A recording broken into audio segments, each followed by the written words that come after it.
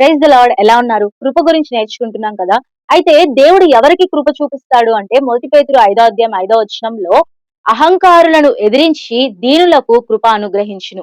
అహంకారంగా, గర్వంగా జీవించినప్పుడు దేవుని కృప మనకుండదు.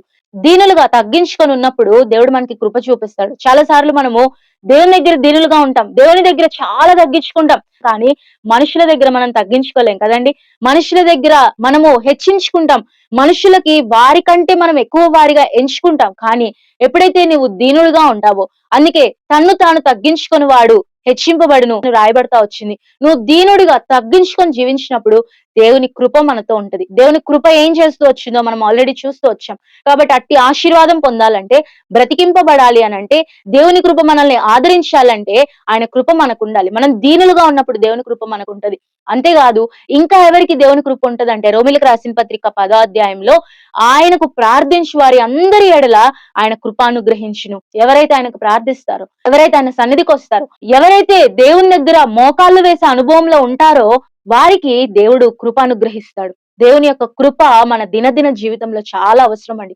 ఆయన కృప లేకపోతే మనం బ్రతకలేం. దీనులుగా ఉండడం అనేది చాలా విలువైన క్యారెక్టర్ అది. మనం అందరి దగ్గర చూడలేం. కానీ దీనులుగా మనము జీవించడం నేర్చుకున్నప్పుడు, అందుకే ఆయన బలిష్టమైన చేతుల క్రింద దీన మనస్కులై ఉండుడి అని రాయబడతా వచ్చింది. దేవుని దగ్గర మనం దీనులుగా ఉన్నప్పుడు, దీన మనస్కులుగా ఉన్నప్పుడు దేవుడు మనల్ని హెచ్చిస్తాడు. అంతేకాదు ఆయన కృప చూపిస్తాడు. మనం ప్రార్థించే అనుభవంలో ఉన్నామా? ఈ వారము నూతన సంవత్సరం వచ్చి ఒక 7, 8 డేస్ అయిపోతా ఉంది. దేవుని సన్నిధిలో ప్రార్థించామా? ఇంతవరకు మోకరించని వారు కూడా మనలో ఉన్నారు గదా! మోకరించి దేవుని సన్నిధిలో ప్రార్థిద్దాం. ఆయన కృప కొరకు వేడుకుందాం. ఆయన కృప మన జీవితంలో ఎంతో అవసరం. ఆయన కృప లేకపోతే మనం ఏ పని కూడా చేయలేం. కాబట్టి దీనులుగా ఉండడానికి ప్రయత్నం చేద్దాము. ప్రార్థించడానికి కూడా ప్రయత్నం చేద్దాము.